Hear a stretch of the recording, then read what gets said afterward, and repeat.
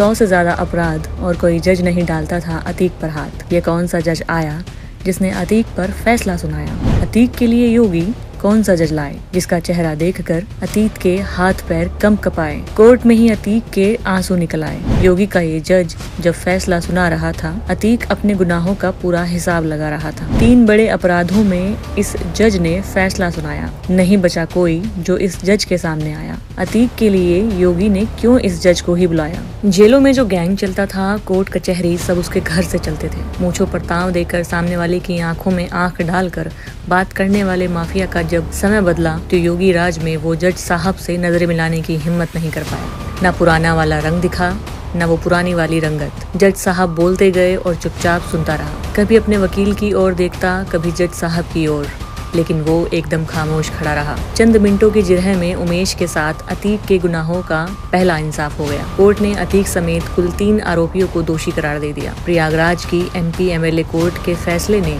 दशकों से चले आ रहे माफिया अतीक के खौफ का अंत कर दिया। सजा सुनते ही अतीक अहमद रोने लगा। अतीक के दोषी होते ही उसका भाई अशरफ भी रोने लगा। इससे पहले प्रयागराज की स्पेशल MP MLA कोर्ट का सीन फिल्मी रहा। अतीक और अशरफ के आगे पीछे पुलिस की वैन और सनसनी पैदा करती सायरन की आवाज, मीडिया कर्मियों के कैमरे और छतों पर खड़े लोगों की नजरें इस पल को कैद करने के लिए बेताब दिखी। अतीक का फैसला सुनाने वाले जस्टिस शुक्ला वही जज हैं जिनके आदेश के बाद अतीक को साबरमती जेल से UP लाया गया। ये वही जज हैं जिन्होंने इससे पहले भी कई माननीयों को अलग अलग मामलों में सजा सुनाई है। उत्तर प्रदेश के रायबरेली जिले के रहने वाले जस्टिस दिनेश चंद्र शुक्ला साल 2009 बैच के न्यायिक अधिकारी हैं। 1 जनवरी 1968 को जन्मे दिनेश शुक्ला ने BCom, MCom, LLB और PhD की डिग्री हासिल की है। न्यायिक सेवा में आने के बाद 21 अप्रैल 2009 को उन्होंने भदोई के ज्ञानपुर में बतौर जुडिशियल मजिस्ट्रेट अपने करियर की शुरुआत की थी। साल 2011 में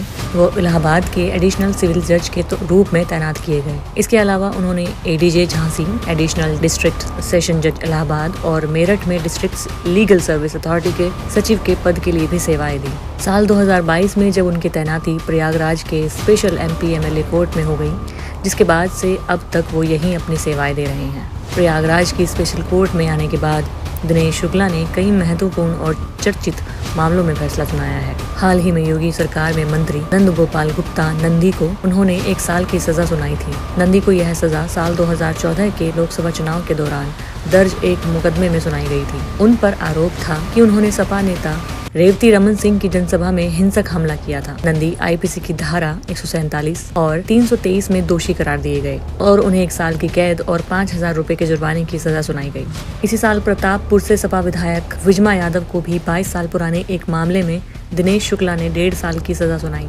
साल 2000 के इस मामले में विजमा यादव और अन्य लोगों पर पुलिस की टीम पर हमला करने का आरोप लगा था। दिनेश शुक्ला की कोर्ट ने 4 बार की सपा विधायक विजमा यादव को दोषी माना और उन्हें 1.5 साल की सजा सुनाई थी। विजमा और नंदी के बाद यह तीसरा मौका है जब दिनेश शुक्ला ने किसी हाई प्रोफाइल मसले पर अपना फैसला सुनाया है। प्रयागराज के जिला बार एसोसिएशन की ओर से बताया गया है कि उमेश पाल अपहरण मामले को छोड़कर मंगलवार को MP MLA कोर्ट में किसी भी अन्य मामले की सुनवाई नहीं हुई। अतीक को लेकर सुरक्षा के पुख्ता इंतजाम थे क्योंकि प्रयागराज अतीक का गढ़ है।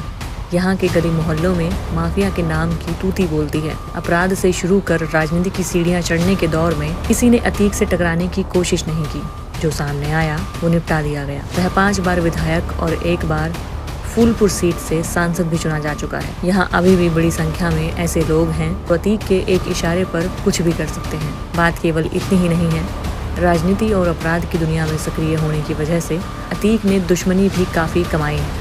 नैनी जेल से अदालत में पेशी के दौरान अतीक के गुर्गों से लेकर दुश्मनों तक के अटैक का खतरा है। इसलिए प्रशासन ने अतीक को लेकर किसी भी तरह की रिस्क नहीं ली। इस वजह से केवल अतीक के केस की ही सुनवाई हुई।